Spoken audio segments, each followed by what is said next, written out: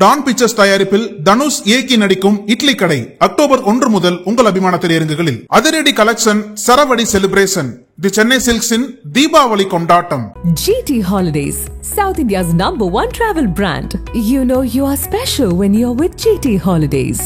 பேய் அரசாண்டால் பிணந்தின்னும் சாஸ்திரங்கள் அப்படின்னு ஒரு ட்வீட்டு.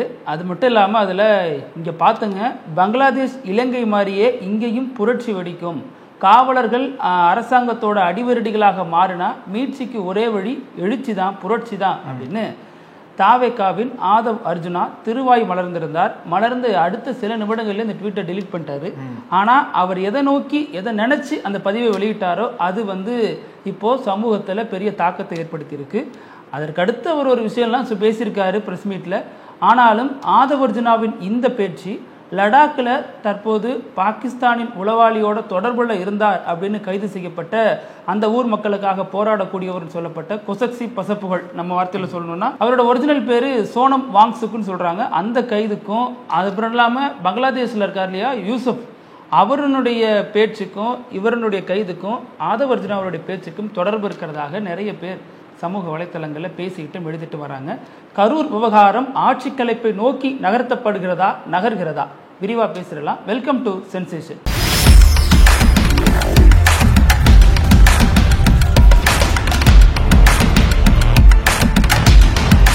வணக்கம் பிருத்திவி. வணக்கம் அழகு.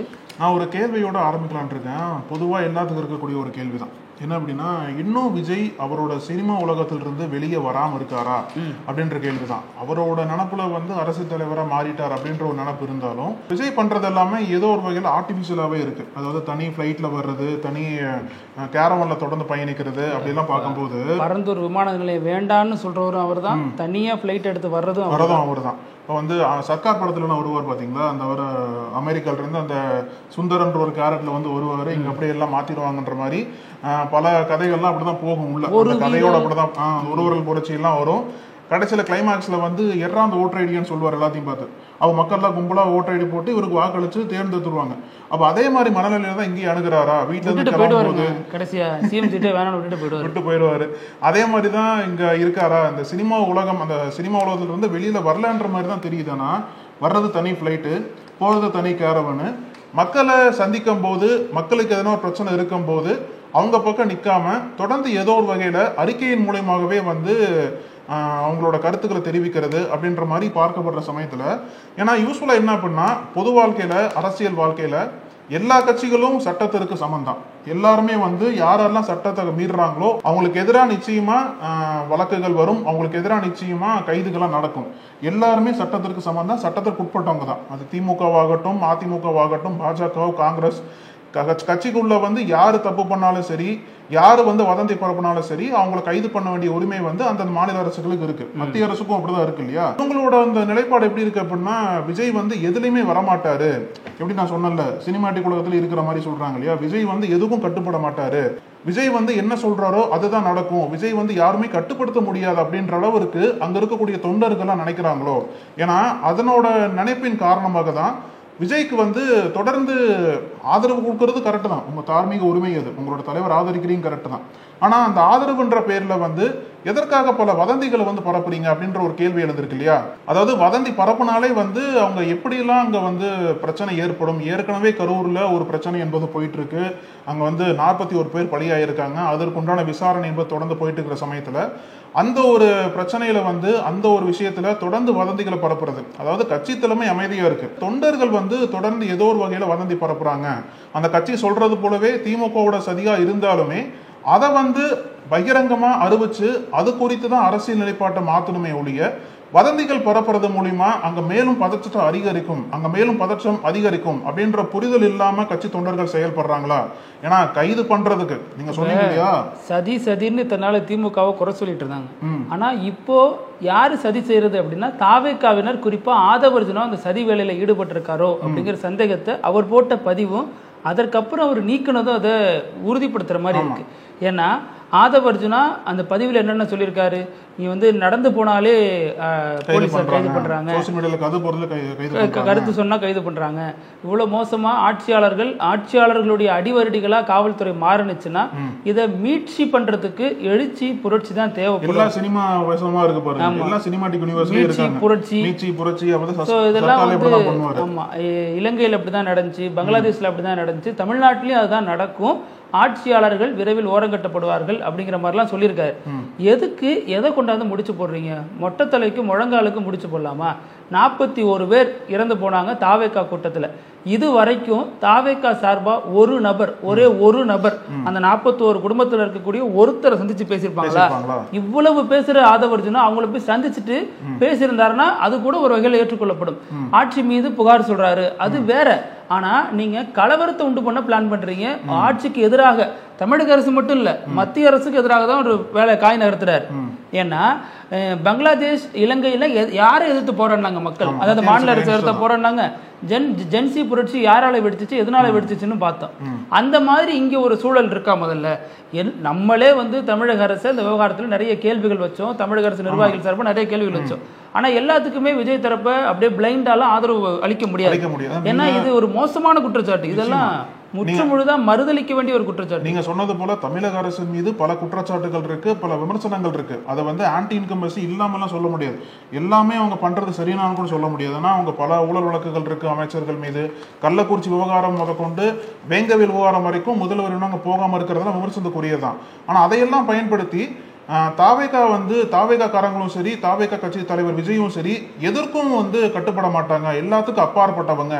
ஒரு சின்ன கைது பண்ணாலும் அதை வந்து புரட்சியா கொண்டு போய் நம்ம பண்ணணும் அப்படின்ற மாதிரி ஆதவ் அர்ஜுனா அந்த ட்வீட் போட்டிருக்காரு இல்லையா? அவர் போட்டது எதுக்கு தெரியுமா?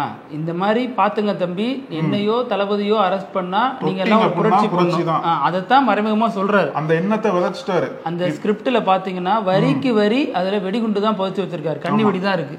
அதை வந்து டீகோட் பண்ணி ஆட்டோமேட்டிக்கா டிவி கேவினர் புரிஞ்சுப்பாங்க, தொண்டர்கள் புரிஞ்சுப்பாங்க. சின்ன பசங்க, சின்ன பையன் ஒருத்தன் நேற்று எவ்வளவு மோசமா போலீஸ் ஸ்டேஷனை பிளாஸ்ட் பண்ணும் அப்படின்லாம் பேசினான், சிறுவன். அந்த உணர்வுகளுக்கு யாரு அதுக்கு பொறுப்பாவா? அவருடைய எதிர்காலம் என்ன ஆகும்? மறுபடியும் இந்த வீடியோ எல்லாம் டிலீட் பண்ணாப்புல நான் எதுவுமே பேச மாட்டேன்னு சொல்லிட்டாரு. ஆனாலும் இந்த சிறுவனை இந்த வன்முறையை நோக்கி நகர்த்துதா இந்த விஷயங்கள் தான் பார்க்க வேண்டியதா இருக்கு. ஆதவ் அர்ஜுனா அப்படிப்பட்ட ஒரு ஸ்டேட்மெண்ட் தான் கொடுத்திருக்காரு. இதோட நோக்கம் என்ன தெரியுமா சொல்லப்படுது? இவர் வந்து இப்படி போட்டாரு, மாணவர்களை இளைஞர்களை தாவேகாவினரை கிளர்ச்சி விட்டதா அதை பண்றாருன்னு சொன்னாலும் ஏன் உடனே டிலீட் பண்ணிட்டாரு? அப்போ அது விவாதத்துக்குரிய ஒன்றா இருக்காது, அவரே டிலீட் பண்ணிட்டாரு தப்ப உணர்ந்துன்னு மேலோட்டமா பார்த்தாலும் உள்ளுக்குள்ள ஒரு அரசியல் சொல்லப்படுது. என்னன்னா ஆதவ் அர்ஜுனா அதை வந்து போட்டுட்டு டிலீட் பண்ணாலும் அதற்குள்ள ஸ்கிரீன்ஷாட் எடுத்து தாவேகா குரூப்புக்குள்ள அந்த செய்திகள் பகிரப்பட்டு, அதாவது யாருக்கு போய் சேரணுமோ அங்க போய் சேர்ந்துருச்சு, அந்த எண்ணம் விதைக்கப்பட்டுருச்சு. இப்ப வந்து கரூர் மாவட்ட நிர்வாகிகளை கைது பண்ணிருக்காங்களே, இன்னும் கைது பண்ணி நீதிமன்ற காவல் வச்சிருக்காங்க, அக்டோபர் 14 வரைக்கும் சொல்றாங்க இல்லையா? இப்போ அந்த மாதிரி கைது வந்து மாநில நிர்வாகிகளை நெருங்கிச்சு அப்படின்னா, குறிப்பா சொல்லணும் அப்படின்னா புஷி ஆனந்தை கைது பண்றதுக்கு வாய்ப்பு இருக்குன்றாங்க, நிர்மல்குமார் கைது பண்ற வாய்ப்பு இருக்குன்றாங்க, 2 பேர் தேடிட்டு இருக்காங்க இல்லையா? ஏதோ ஒரு வகையில புஷி ஆனந்தையோ இல்ல வந்து விஜயையோ நெருங்கி வராங்க அப்படின்னா, அப்ப வந்து நீங்க சொன்னது போல தாவேகா தொண்டர்களுக்கு ஆதவ் அர்ஜுனா கொடுத்த மெசேஜ் இதுதான். ஒருவேளை நெருங்கினாங்க அப்படின்னா நம்ம எல்லாம் சேர்ந்து புரட்சி பண்ணணும் அப்படின்ற மாதிரி. அது புரட்சின்னு சொல்றதா இல்ல கலவரன்னு சொல்றதாவே தெரியும். இவர் மீது என்ன விமர்சனம் இருக்குன்னா, இவர் எந்த இடத்துக்கு போனாலும் அங்க தன்னை முன்னிலைப்படுத்த பார்ப்பாரு, அது அந்த கட்சிக்கும் அந்த இயக்கத்துக்கும் பேரழிவை கொடுக்கும் அப்படிம்பாங்க. அதிமுகவில் இதனாலதான் அவர் வெளியேறினார்னு சொன்னாங்க, அங்க சீட்டு கிடைக்கல அப்படின்னு. திமுக எம்பி சீட்டு தரலங்கிறதான் கோவத்துல இருந்தாருன்னாங்க, அதனால திமுக நோக்கி நகரல. விசிகாவுக்கு வந்தாரு, அங்க இருந்து கொண்டே திருமாவளவனுக்கு எதிரான கருத்துக்களை பலமுறை பல இடங்கள்ல தெரிவிச்சாரு. அது திருமாவுக்கும் திமுக கூட்டணிக்கும் இடையே மிகப்பெரிய ஒரு நெருக்கடி ஏற்படுத்தினுச்சு. அப்புறம் திமுகவின் துணை பொதுச் செயலாளர் ராசா செய்தியாளர்கள் மத்தியில் வெளிப்படையாவே சொன்னாரு, அவரு திருமாவுக்கு சரியில்லாத ஒரு நபர், அவர் கட்சியிலிருந்து வெளியேற்றணும் அப்படிங்கிற மாதிரி நிறைய கருத்துக்களை சொன்னாரு. அப்புறம் இவரை வச்சுக்கிட்டே விஜய் கூட மீட்டிங் எல்லாம் போட்டாரு. இந்த நெருக்கடியின் காரணமாக திரும்ப சஸ்பெண்ட் தான் பண்ணாரு 6 மாசம். அதுக்குள்ள இதான் சான்ஸ் சொல்லிட்டு அங்க கிடைச்ச லைம்லைட்டை யூஸ் பண்ணிட்டு இவரு விஜய் கட்சிக்கு வந்தார். அப்பவே விஜய் கட்சியில் என்ன சொன்னாங்கன்னா, இவர் வந்துட்டாருன்னா இனிமே புஷி ஆனதுக்கு இவருக்கு இடையில பிரச்சனை வந்துடும், விஜயை விட ஒரு தாண்டணும்னு நினைச்சு அரசியல் பண்ணுவாரு அப்படின்னாங்க. இப்போ அதை நிரூபிச்சுக்கிட்டே வராரு. இந்த சனிக்கிழமையில இருந்து செவ்வாய்க்கிழமை வரைக்கும் இடைப்பட்ட அந்த நாட்கள்ல விஜய் 2 ட்வீட் போட்டு விட்டாரு, இவர் ஒரு ட்வீட் போட்டாரு, அடுத்து இன்னொரு ட்வீட் சர்ச்சைக்குரிய கலவரத்தை தூண்டும் வகை. இதெல்லாம் தமிழக அரசு வேடிக்கை பார்க்கவே கூடாது. அவர் வந்து இவ்வளவு மோசமான ஒரு கருத்தை நச்ச விதைக்கிற ஒரு கருத்தை பரப்புறாருன்னா தமிழக அரசுக்கு இடம் கொடுக்கலாமா அப்படிங்கிற ஒரு கருத்து. இளைஞர்கள் தான் மடைமாற்றப்படுறதா ஒரு கருத்து நிலவுது. ஏன்னா விஜயை சப்போர்ட் பண்றது எல்லாமே வந்து இளைஞர்கள் கூட்டம் தான். அவங்க வந்து படிக்கிற மாணவர்கள் இருக்காங்க, மாணவிகள் இருக்காங்க. தொடர்ந்து அந்த மாதிரி இளைஞர்கள் வந்து நாமக்கல்லே கூட பார்த்துருப்போம், அத்தனை ஸ்கூல் குழந்தைங்கள்லாம் வந்து நின்றுருப்பாங்க ஸ்கூல் யூனிஃபார்ம்லாம் போட்டு. அந்த அளவுக்கு விஜய் பின்னாடி இளைஞர்கள் நிற்கிறாங்க இல்லையா. அந்த ஒட்டுமொத்த இளைஞர்களையும் மடைமாற்றும் விதமா ஆதவ அர்ஜுனா ஏதோ ஒரு வகையில வன்முறையை தூண்டும் விதமா அந்த கருத்துக்களை பதிவு பண்ணியிருக்காரு. ஏதோ ஒரு வகையில இப்போ கரூர் மாவட்ட நிர்வாகிகளை முன்னாடி பேசின கைது பண்ணியிருக்காங்க. ஒருவேளை அதையும் தாண்டி புஷி ஆனந்த் கிட்ட நெருங்கினாலோ இந்த மாதிரி கலவரம் பண்றதுக்கு, போராட்டம் பண்றதுக்கு தயாரா இருக்கணும் அப்படின்ற மாதிரி ஒட்டுமொத்த இளைஞர்களை ஒருங்கிணைக்கிற வேலையை ஆதவ அர்ஜுனா பார்க்கறான்னு ஒரு பக்கம் விமர்சனம் இருந்தாலும் அந்த ஒரு ட்வீட்டை வந்து டக்குன்ட்டு நீக்கிட்டார். அப்போ அவரோட இதில் வந்து அவரே உறுதி இல்லைன்ற மாதிரி தான் ஃபர்ஸ்ட் எடுத்துக்கணும். அப்போ ஏற்கனவே வந்து என்ன குற்றச்சாட்டு இருந்தது அப்படின்னா, அந்த மாதிரி யாருமே மருத்துவமனைக்கு வரல அப்படின்ற மாதிரி குற்றச்சாட்டு இருந்த சமயத்தில் ஆதவ அர்ஜுனா இந்த ட்வீட் போட்ட டைமில் ஹாஸ்பிட்டலுக்கு போயிருக்கலாம், இல்லை அங்கே இருக்கக்கூடிய நிர்வாகிகள்கிட்ட பேசி ஹாஸ்பிட்டலுக்கு போக வச்சிருக்கலாம். இப்போ இன்னைக்கு ஒரு பிரேக்கிங் வந்திருக்கு. ஆதவ அர்ஜுனா வந்து முதல் முறையாக பேசியிருக்காரு இல்லையா. என்ன சொல்றாரு அப்படின்னா, நாங்கள் வந்து கூடிய விரைவில் அங்கே இருக்கக்கூடிய பாதிக்கப்பட்ட மக்களை வந்து சந்திப்போம், அது மட்டும் இல்லாமல் நான் வந்து பேசுகிற மனநிலையில் இல்லைன்ற மாதிரி சொல்றாரு. கூடவே ஒன்று சொல்றாரு, எங்க அம்மாவை இழந்ததுக்கு அப்புறம் இந்த வழிதான் எனக்கு பெரும் வழியா இருக்கு, புரிஞ்சுப்பீங்கன்னு நினைக்கிறேன் அப்படிங்கிற மாதிரி செய்தியாளர்களுக்கு ஒரு பர்மிஷன் கேட்டு இங்க போற மாதிரி சொல்றாரு.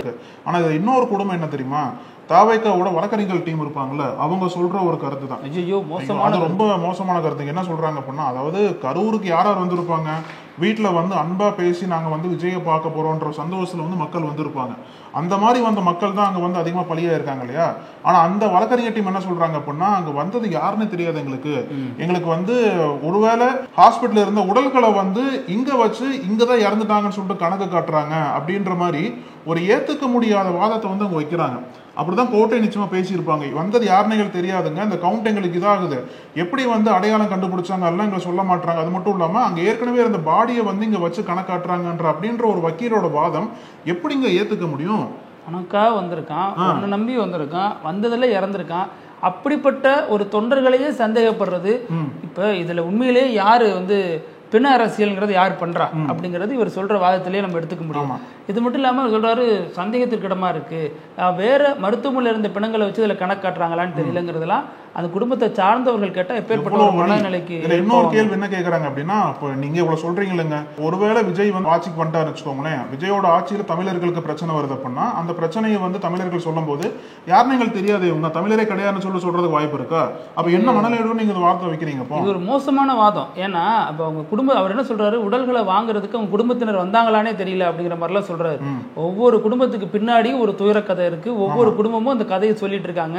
எப்படி வந்து போனாங்க, சித்தியோட ஒரு குழந்தை பேருக்கு, சித்தப்பாவோட ஒரு குழந்தை பேருக்கு, அப்புறம் அங்க இருந்து இளைஞர்கள் போனாங்க. எவ்வளவு சொல்லியுமே எப்படி சந்தேகப்படுறீங்க, பொது வெளியில இப்படி ஒரு கேள்வி வைப்பீங்க அப்படிங்கிறது விஜய் கட்சி மீது இன்னும் கோபத்தை அதிகரிக்கிற வகையில தான் அவங்க கருத்துக்கள் வெளிப்படுத்திட்டு வராங்க.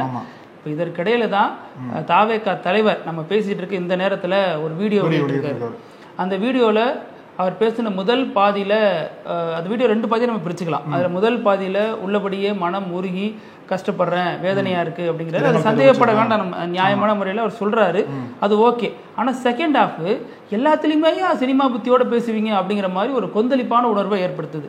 ஏன்னா அதுல கூட இப்படி இது வரைக்கும் பேசிட்டு இப்படி திரும்புறாரு, சிஎம் சார் அப்படிங்கிறாரு, மறுபடியுமா அப்படிங்கிற மாதிரி, சிஎம் சார் என் மேல என்ன பழி வாங்கணும்னு நினைச்சா என்ன ஏன் உங்களை அவர் பழி வாங்கணும்? இப்ப பழி வாங்கணும்னு நினைச்சிருந்தா முதல்வர் 41 பேர் பலிக்கு நேற்று ஒரு வெளியிட்ட விடல என்ன சொல்றாரு, எந்த ஒரு கட்சி தலைவரோ எந்த ஒரு மனிதரும் வந்து தான் சார்ந்து இருக்கிற தொண்டர்களோ மக்களோ சாகிறத விரும்ப மாட்டாங்கன்னு தான் முதல்வரோட ஸ்டேட்மெண்டா இருக்கு, அபிஷியல் ஸ்டேட்மெண்டா இருக்கு. அதை வைத்து தான் ஊடகங்கள் பேச முடியும். ஆனா விஜய் என்ன சொல்றாரு, ஏன் தேவையில்லாம கொண்டு போய் ஒரு எதிர் திசையில நிப்பாட்டிட்டு இருக்காரு, என்ன கைது பண்ணுங்க, நான் ஆபீஸ்ல இருப்பேன் அல்ல வீட்டுல இருப்பேன், என் மேல கை வைங்க, நிர்வாகிகள் மேல கை வைக்காதீங்க அப்படிங்கிறாரு. அப்ப என்ன பண்ணும், விஜயே இனிமே உட்காந்து எழுதி கொடுக்கணும், இந்த இடத்துல மீட்டிங் வரேன், 10,000 பேர் வராங்க, அதுல 50,000 பேர் 30,000 பேர் வந்து 40 பேர் செத்து போனா ஆட்டோமேட்டிக்கா விஜயை தூக்குவாங்க. ஆனா இப்ப கொடுத்த மனுவின் அடிப்படையில தான் போலீசார் கைது நடவடிக்கை எடுப்பாங்க. அதுல யார் யார் பேர் இருக்குன்னா, புஷி ஆனந்த் பேர் இருக்கு, அந்த மாவட்ட செயலாளர், அங்க உள்ள பொருளாளர், அந்த அவங்க பேர் எல்லாம் இருக்கு. அதன் அடிப்படையில தான் கரூர் இருக்கக்கூடிய நிர்வாகிகளை கைது பண்ணாங்க. அது மட்டும் இல்லாம இதுல கான்ஸ்பிரசி தியரினா எக்கச்சக்க கான்ஸ்பிரசி தியரி சொல்றாங்க. அதுலதான் செந்தில் பாலாஜி பேர்லாம் சொன்னாங்க. அதற்காக கூட போலீஸ் வந்து கைது பண்ணல. இதுல வந்து இப்ப கைது பண்ணப்பட்ட மதியழகன் மனைவி சொன்ன விஷயத்துக்கு அவங்களை கைது பண்ணிருக்கணும். ஏன்னா அவங்க என்ன சொல்றாங்கன்னா, ஒரு கூட்டத்துல ரவுடி கும்பல் பூந்துச்சு, அதுல ஸ்ப்ரே அடிச்சாங்க, ஸ்ப்ரே அடிச்சு சரிந்து விழுந்தவங்களோட கழுத்துல துண்டை வச்சு இருக்குனாங்க, காலை வச்சு மிதிச்சாங்க, அப்படிங்கிற மாதிரி மிக மோசமான விஷயத்தெல்லாம் சொல்றாங்க. நீங்க எது வேணாலும் சொல்லுங்க பொது வெளியில, ஆனா அடிப்படை ஆதாரம்ங்கிறது முக்கியமானது. அந்த ஒரு ஆதாரத்தை ப்ரொடியூஸ் பண்ணாமலே இஷ்டத்துக்கு பேசுறது சரியாக இருக்குமா அப்படிங்கறத கேள்வி. இதுதான் முன்னாடியே பேசின மாதிரி எல்லாமே வந்து ஆர்டிபிஷியலா இருக்கு, எல்லாமே சினிமாட்டிக்கா எதுக்கு விஜய் இன்னும் பண்ணிட்டு இருக்காரு. இப்போ ரெண்டு விஷயம் பார்க்கலாம் பிரதீவி. ஒன்னு என்னன்னா, இப்போ விஜய் வந்து வீட்டுல இருந்து கிளம்புறான்னு வச்சுக்கோங்களேன், என்ன மைண்ட் செட்டை கிளம்புவாரு. இப்போ சர்க்கார் படத்தை பத்தி பேசணும், அங்க வந்து சிஇஓ அந்த ஹவுஸ்ன்னு சொல்லிட்டு ஒரு பாட்டு வரும். இப்போ இதுல வந்து சிஎம் இந்த ஹவுஸ் அப்படின்ற மைண்டோட கிளம்புவார்னு நினைக்கிறேன். நம்ம தான் ஆட்சியில் வந்துட்டோம், நம்ம வந்து சிஎம் ஆயிடுவோம், நம்மளோட ஆட்சியில தான் தமிழ்நாடு நடந்துட்டு இருக்குன்ற மாதிரி ஒரு மனநிலையோட அவர் வந்து கிளம்புவார். ஒரு அரசியல் தலைவராக கிளம்புவார் விஜய் வீட்டுல இருந்து. ஏன்னா அரசியல் கட்சி ஆரம்பிச்சிட்டாரு இல்லையா. ஆனா கிரவுண்ட்ல மக்களோட ரியாலிட்டி எப்படி இருக்கு? கிரவுண்ட்ல வந்து அவர் வந்து நடிகராக தான் பாக்குறாங்க. அங்கேயே ஒரு சிங்க் ஆகல விஜய்க்கும் சரி மக்களுக்கும் சரி. விஜய வந்து மக்கள் இன்னும் எல்லாருமே வந்து பெரும்பான்மை மக்கள் வந்து அரசியல் தலைவரை ஏத்துக்கவே இல்லை. ஆனா களத்தை பொறுத்த வரைக்கும் மக்களுக்கு இன்னும் விஜய் மீதான கோபம் வரல. அது ஒரு பெரிய லிபரல் தான் விஜய்க்கு. அதை பயன்படுத்தி அடுத்த கட்டம் போவார்னு பார்த்தா வீடியோ வெளியிட்டு அதுல சில விஷயங்கள் பேசி மறுபடியும் சர்ச்சையில சிக்கிக்கிட்டே இருக்காரு. ஏன்னா அந்த வீடியோல மறுபடியும் என்ன சொல்றாருன்னா, எங்களுக்காக எங்க வழியை உணர்ந்து பேசிய அனைத்து கட்சி தலைவர்களுக்கும் நன்றிங்கிறார்.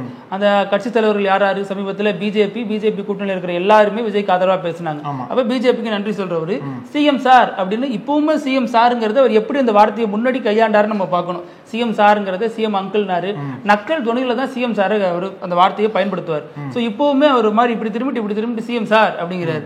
இது என்ன விதமான அணுகுமுறை? ஒரு கட்சி தலைமை கொஞ்சம் பொலிட்டிக்கல் மெச்சூரிட்டியோட நடந்துக்கணும் அப்படிங்கிறதா. இதுல வந்து தனிப்பட்ட முறையில கோபம் இருக்கிறதுக்கு வாய்ப்பே இல்லை. ஒரு நிகழ்வு நடந்துருச்சு, அந்த நிகழ்வுக்கு யார் காரணம், யாரெல்லாம் வந்து அங்க வதந்தி பரப்புனாங்க, அதெல்லாம் பார்த்தா இந்த ஸ்டாலின் இல்ல அப்படின்னா யாரா இருந்தா நடவடிக்கை எடுத்திருப்பாங்க. ஏன்னா ரேவந்த் ரெட்டி உள்ள போடலையா? அல்லு அர்ஜுன் கதை நடந்தது ஒரு நாள். அல்லு அர்ஜுன் இவர் மாதிரி தான் அங்க பெரிய ஸ்டார். ஆமா, மாநில அமைதிக்கு யாரெல்லாம் வந்து எதிராக செயல்படுறாங்களோ அப்ப எந்த அரசாங்கம் நடவடிக்கை எடுக்க தான் செய்வாங்க. அதுக்கு உங்களோட தனிப்பட்ட ரீதியா கோபம் இருக்குன்னு எடுத்துக்க முடியாதுங்க. ஏன்னா அப்புறம் வதந்தி பறக்கிறது நீங்க தான் வந்து கட்டுப்படுத்தணும். வதந்தி பரப்பாதீங்கன்னு சொல்லிட்டு நீங்க உங்க தொண்டர்கிட்ட சொன்னா பிரச்சனை இல்லை. ஒரு வகையில ஒரு சில தொண்டர்கள் வந்து நியாயமா நடந்துகிட்டாலும் இன்னொரு சில தொண்டர்கள் வந்து வேணும்னே வதந்தி பரப்பதெல்லாம் பார்க்கும்போது வீடியோல விஜய் இன்னமும் பக்குவப்படல, அந்த வழியை உணர்ந்தாரா என்னன்னு தெரியல. சொல்றாரு நான் கஷ்டப்படுறேன் அப்படிங்கிறாரு, ஒவ்வொருத்தங்களும் நேர்ல வந்து சந்திக்கிறேன்னு சொல்றாரு. ஆனா அங்கிருந்து ஏன் சந்திக்கல அப்படிங்கிறதுக்கு ஒரு விளக்கம் சொல்லல. இது வரைக்கும் வச்ச விமர்சனங்களுக்கு எந்த பதிலும் சொல்லல. அவரும் சொல்றாரு, நானும் மனுஷன் தானே, திடீர்னு இத்தனை பேர் இறந்து விட்டா என்ன பண்றது, நான் அங்க போகணும்னு நினைச்சேன். நீங்க போகணும்னு நினைக்கிறது ஓகே, அங்கிருந்து ஏன் வந்தீங்கிறதுக்கு விளக்கம் கொடுக்கணும்ல. நீங்களும் மனுஷன் தான், எல்லாரும் மனுஷன் தான், சக மனுஷன் ஒருத்தர் இறந்தா எல்லாரும் துடிச்சு போய் பார்க்க தான் செய்வான். அங்கிருந்து ஏன் வெளியேறினாரு அவர் சொல்றாரு, நான் அங்க போனா இன்னும் கூட்டம் அதிகமா இருக்கும், அதனால போகல. உங்களை போக சொல்லவே இல்லை திரு விஜய் அவர்களே. உங்களோட கட்சி தலைவர்களை ஃபர்ஸ்ட் அங்க எடுத்துங்க. ஆதவர்ஜனா கூட போயிருக்கலாமே. ஆதவர்ஜனா வந்து கலவரம் ஏற்படுத்தும் ரீதியா ஒரு ட்வீட்டை போட்டால் அதுக்கு முன்னாடி அங்க மக்கள் மத்தியில் நின்று ஹாஸ்பிட்டலுக்கு போயிட்டு பாதிக்கப்பட்டவங்க வீட்டுல பார்த்துட்டு என்ன நடந்தது உங்களுக்கு அப்படின்ற மாதிரி விசாரிச்சு அதுக்கப்புறம் இந்த மாதிரி ஒரு மெசேஜ் சொல்லியிருந்தாரு அப்படின்னா ஓகே, அதை வந்து சந்தேகப்படுறாரு. அதாவது தாவேக்காவினருக்கு முழு உரிமை இருக்குது, சதி இருக்குன்னு சந்தேகப்படுறதுக்கு.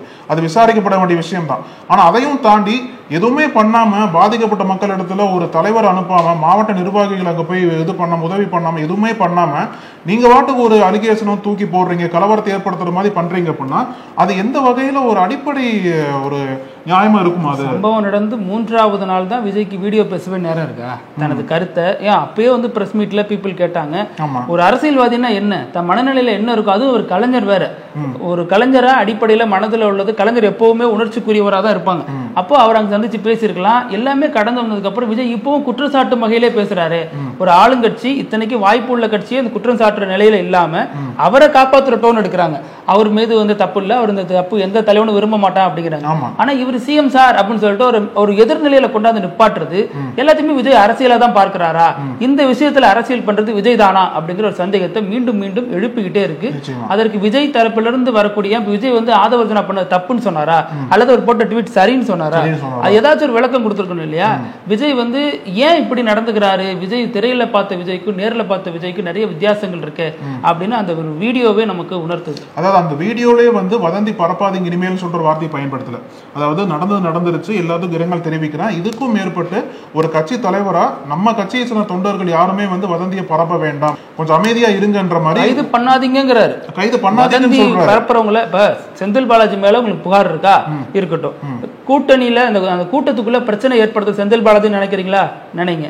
ஆனா இதையெல்லாம் ஒரு குறிப்பிட்ட குறைந்தபட்ச ஆதாரத்தோடையாச்சும் பொது வெளியில கொண்டாந்து போட்டு நீங்க ப்ரூவ் பண்ணணும். இப்படி எதுவுமே இல்லாம மேம்போக்கா சதி திட்டம் இல்ல பதிவு போடுறவங்களை கைது பண்றாங்கன்னு சொன்னா இப்ப இவங்களை சுத்தியே ஒரு சதி திட்டம் இருக்குன்னு சொல்லப்படுது. என்ன அப்படின்னா தொடக்கத்துல சொன்ன மாதிரி சோனம் வாங்சுக் இருக்காரு இல்லையா, ஆதவ் அர்ஜுனா பங்களாதேஷ் சொன்னாரு, இலங்கை லடாக் சொல்லல. சமீபத்திய உதாரணம் லடாக்ல ஒரு புரட்சி வெடிச்சிச்சு, ஒரு பெரிய போராட்டம் நடந்துச்சு, அது கலவரமா மாறினுச்சு. அதுக்கப்புறம் காவல்துறையும் அங்க இருக்கிற உள்துறையும் சேர்ந்து பிரச்சனை பண்ணது என்ன யாரு என்ன எதுன்னு பார்த்தா அதுல சோனம் வாங்சுக் இருக்காரு, அவர் தான் அந்த பிரச்சனையை தூண்டி விட்டதாக சொல்லப்பட்டுச்சு. ஏன்னா சோனம் வாங்சுக்கு இன்ஸ்பயரா வச்சுதான் கொசக்சி பசுப்புகள் கேரக்டர் நண்பன் படம் அது உருவாக்கப்பட்டுச்சு. ஏன்னா அவர் வந்து அங்க அடிப்படையில் ஒரு மெக்கானிக்கல் இன்ஜினியரா இருந்தாலும் லடாக்ல வந்து நிறைய வேலைகள் மாணவர்களுக்கு பாடம் வித்தியாசமா பாடம் நடத்தணும், கல்வியில ஒரு புரட்சி வரணும்னு நினைச்சு பண்ணாரு. அப்புறம் காலநிலை செயற்பாட்டாளர், சூழலியல் சார்ந்து சிந்திக்கக்கூடியவர்.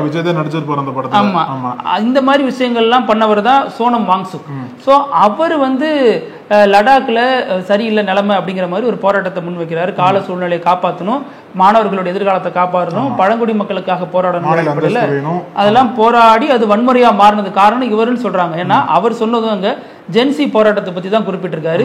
அதே மாதிரி அரபு வசந்தம் இதையெல்லாம் பத்தி பேசியிருக்காரு. ஸோ இது எல்லாமே அங்க இருக்கக்கூடியவர்களை கிளர்ச்சி அடைய செஞ்சிச்சு, அதனாலதான் போராட்டத்துக்கு வழிவகுத்துச்சு, கலவரமா மாறினுச்சு அப்படின்னாங்க. இதுலயும் என்ன விஷயம் சொல்லப்படுதுன்னா இவர் சமீபத்தில் பிப்ரவரியில அங்க பாகிஸ்தான்ல இருக்கக்கூடிய பத்திரிகை டான் இருக்குல்ல அந்த நிகழ்ச்சிக்கு போயிட்டு வந்தாரு, அங்க ஒரு ஈவெண்ட் வச்சாங்க போயிட்டு வந்தாருன்னு சொன்னாங்க. அதே மாதிரி இன்னொரு போட்டோவும் வெளியானுச்சு. அது என்னன்னா இப்ப சமீபத்துல பங்களாதேஷ்ல இடைக்கால அதிபரா இருக்காரு இல்லையா, இடைக்கால அதிபர்னு ஒரு வருஷம் தாண்டி இருக்க போறாரு யூனுஸ், அவர் கூட ஒரு புகைப்படம் எடுத்திருக்காரு. அப்போ யூனுஸ் யாருன்னே யாருக்கும் தெரியாத காலகட்டத்தில் இவர் புகைப்படம் எடுத்திருக்காரு.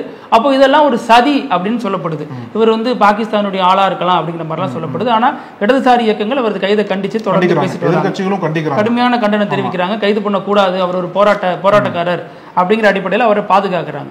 ஆனா இது இன்னொரு இப்ப கான்ஸ்பிரசி தியரி நிறைய சொல்லப்படுது இல்லையா கரூர்ல, அதே மாதிரி இங்க என்ன கான்ஸ்பிரசி தியரி சொல்லப்படுதுன்னா இந்த மாதிரி தான் தமிழ்நாட்டில் ஒரு ஆட்சி கலைப்புக்கான ஒரு திட்டம் நடத்தப்படுது. அதை ஆதவ் அர்ஜுனா ஒரு தொடக்க புள்ளி வச்சிருக்காரு. இது எப்படி வேணாலும் போகும், தமிழக அரசு இதை உன்னிப்பா கவனிச்சு உரிய நடவடிக்கை எடுக்கணும். அதே மாதிரி மத்திய அரசு சார்புலையும் இதில் கவனமா இந்த விஷயத்தை ஹேண்டில் பண்ணும். இது மிகப்பெரிய சதி திட்டம் தீட்டப்படுது, ஆட்சி கலைப்பை நோக்கி இந்த நாட்டை நகர்த்துறதுக்கான வேலைகள் நடக்குது அப்படிங்கிற வகையில இப்படி விஜய்க்கு ஆதரவாக இவ்வளவு மோசமா 41 பேர் இறந்ததுக்கு அப்புறம் இவ்வளவு பேர் நிக்கிறாங்க ஆதரவா பேசுறாங்கன்னா அதை அறுவடை பண்ணிக்கலாம்னு அடிப்படையில் ஆதவ் அர்ஜுனா போன்றவர் பேசுற இந்த விஷயம் சர்ச்சைக்குரிய ஒண்ணா பார்க்கப்படுது. ஆமா, இனி வரக்கூடிய காலங்களில் விஜய் ஒருவேளை இந்த மாதிரி மீண்டும் பரப்புரைக்கு வந்தார் அப்படின்னா முதல்ல அவரோட தொண்டர்களை ஃபர்ஸ்ட் அரசியல் படுத்தணும்ன்ற ஒரு கோரிக்கை வளர்த்துருக்கப்போ நான் ஃபர்ஸ்ட் அவங்களை அரசியல் படுத்துங்க, அவங்க அரசியல்னா எதுவும் பேசிக் அண்டர்ஸ்டாண்டிங்கே இல்லாமல் அவங்கள வந்து கண்மூடித்தனமாக ஆதரிக்கிறாங்க. அந்த கண்மூடித்தனமான ஆதரவை வச்சுக்கொண்டு நீங்கள் என்ன வேணால் பண்ணலாம், கட்டுப்பாடு மீறி கூட செயல்படலான்ற மாதிரி எண்ணத்தோட கட்சிக்குள்ளே செயல்பட்டு இருக்காங்க. அதனோட நீட்சி தான் வந்து என்னதான் தொண்டர்கள் வந்து அந்த மாதிரி வதந்தி பரப்பினாலுமே அந்த தொண்டர்களை கண்டிக்காம இனிமேல் வதந்தி பரப்பாதீங்க அப்படின்ற அறிவுறுத்தலை சொல்லாம இதையும் விஜய் வந்து அரசியலா மாத்தி அவர் தான் ஸ்ட்ராங்கா சொல்றாரு, இன்னும் கூடுதல் பலத்தோட நாங்க வருவோம் அப்படிங்கிறாரு. இல்ல அது அரசியல் கட்சியா வரீங்க, கூடுதல் பலத்தோட வாங்க, 10 தலையோட வாங்க, அது பிரச்சனை இல்லை. முதல்ல அங்க ஹாஸ்பிட்டல்ல இருக்கிற மக்களை பார்க்க வாங்க, அந்த ஏரியாவில் உங்களுக்காக உயிர் நீத்த குடும்பத்தை பார்க்க வாங்க, அது குறிப்பிட்ட சில நாட்கள்ல வருவோம். அதுதான் அவங்களோட ஸ்டாண்டே வந்து யாருன்னே தெரியலன்ற மாதிரி தானே சொல்றாங்க. அது எவ்வளவு முரண்பாடு பாருங்க. ஒவ்வொருத்தரும் வழக்கறிஞர் ஒண்ணு சொல்றாருங்க, ஆதவ் அர்ஜுனா ஒண்ணு சொல்றாரு, விஜய் ஒரு ஸ்டேட்மெண்ட் சொல்றாரு, அங்க இருக்கக்கூடிய நிர்வாகிகள் இன்னும் போன் எல்லாம் சுவிட்ச் ஆஃப் பண்ணியே வச்சிருக்காங்க. என்ன நடக்குது? ஒரு பிரச்சனை அப்படின்னா கட்சி நிர்வாகிகள் எல்லாம் போயிட்டாங்க அப்படின்னா மக்கள் கூட யார் நிப்பாங்க? மக்களுக்கு நம்பிக்கை எப்படி வரும்? மக்கள் நம்புறாங்களே என்னமோ விஜய் மேல எந்த தப்பும் இல்ல. அந்த நம்பிக்கை தான் வந்து நடிகருக்கான நம்பிக்கை தான் ஒழிய அரசியல் தலைவருக்கு நம்பிக்கை இன்னும் வரல. மக்கள் இடத்துல நடிகரா உங்களை பார்க்க வராங்களே ஒழிய நீங்க தான் ஒரு மாற்றத்தை கொண்டு வர போறீங்க அப்படின்ற நம்பிக்கையை வந்து நீங்க வந்து அரசியல் படுத்தினா மட்டும்தான் மக்களுக்கு அந்த நம்பிக்கை வரும். இப்ப கரூர்ல தாவேகா மேற்கு மாவட்ட செயலாளர் பவுன்ராஜ், மேற்கு மாவட்ட செயலாளர் மதியழகன், அப்புறம் அங்க இருக்கக்கூடிய இன்னொரு நிர்வாகி மாசி பவுன்ராஜ், இவங்க 2 பேரும் கைது பண்ணப்பட்டாங்க இல்லையா. இந்த விவகாரத்தை ஒட்டி கரூர் நீதிமன்றத்தில் இந்த வழக்கு நடந்துச்சு, அவங்க ஆஜர்படுத்தப்பட்டாங்க. அப்போ நீதிபதி சரமாரியான கேள்விகளை கேட்டிருக்காரு. அதற்கு தாவேக தரப்பும் சில வாதங்களை முன் வச்சிருக்காங்க. அவங்க என்ன சொல்றாங்க அப்படின்னா, இது வந்து சனிக்கிழமை சம்பள நாள் அப்படின்றதுனால கூட்டம் கம்மியா வரும்னு நினைச்சோம், ஆனா அதை நாங்க எதிர்பார்க்கல அப்படின்னு ஒரு ஸ்டேட்மெண்ட் 10,000 பேருக்கு அனுமதி கேட்டோம் அப்படின்னு சொல்றாங்க. நீதிபதி கேட்கிறாரு, நீங்க வந்து முதல்வரோடையோ எதிர்கட்சி தலைவரோடையோ உங்க தலைவர் ஒப்பிட முடியாது, அவங்களுக்குன்னா கட்சி தலைவர்கள் கட்சி நிர்வாகிகள் தான் வருவாங்க, இவங்களுக்கு பெருந்திரளா மக்களே திரண்டு வருவாங்க, அப்ப நீங்க எப்படி அதை அலட்சியமா விட்டீங்க அப்படின்னு கேட்கிறாரு. அது மட்டும் இல்லாம மனசாட்சிப்படி தான் அதுல தீர்ப்பு கொடுப்பேன் அப்படின்னு தீர்ப்பை ஒத்தி வச்சிருக்காரு. இன்னும் சொல்ல போனா விஜய் தரப்புல இன்னொரு வாதம் முன்வைக்கப்பட்டுச்சு. என்ன அப்படின்னா, எல்லாரையும் விட எங்களுக்கு தான் மனசு கஷ்டம் அதிகம்.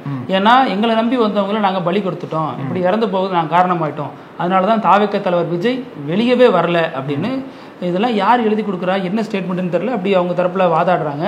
வேலிடான ஒரு ரீசன் வச்சு, வேலிடான ஒரு வாதத்தை வைக்காம இப்படியே பண்றாங்களே அப்படிங்கிறதும் இன்னைக்கு செய்திகளாக பரவலாக பேசப்பட்டு வருது. ஆமா, இன்னைக்கு நம்ம நிறைய முக்கியமான விஷயங்கள் பத்தி பேசணும். தொடர்ந்து பேசலாம். நன்றி. நன்றி அழகு. நக்கீரன் டிவிக்கு சப்ஸ்கிரைப் செய்யுங்கள். உங்கள் ஆதரவே எங்கள் பலம். ஆசிரியர்களுக்கு நண்பனாகவும் மாணவர்களுக்கு ஆசானாகவும் திகழும் தேர்வு வழிகாட்டி. ஒவ்வொரு பாடத்திற்கும் அனுபவமிக்க ஆசிரியர்களின் துல்லியமான தெளிவான விடைகள். CNC இருக்கு, தேர்வு பயம் எதற்கு? இது தீரன் பப்ளிஷிங் ஹவுஸ் விற்பனை வெளியீடு.